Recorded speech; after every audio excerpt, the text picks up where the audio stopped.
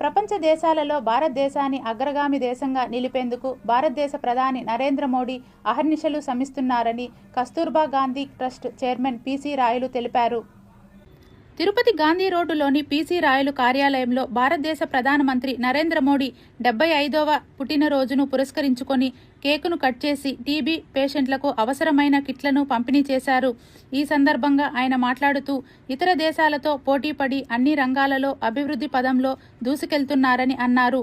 మోడీ ఆలోచనలు దేశంలో ఎవరికీ కూడా లేదని తెలిపారు. ఎన్నో మంచి కార్యక్రమాలు, బేటీ పడావ్, అదే కాకుండా ఆ లేడీస్కే కాకుండా ఎన్నో మనం ఎక్కడ వెళ్ళినా డెవలప్మెంట్ మేము కనపడుతోంది.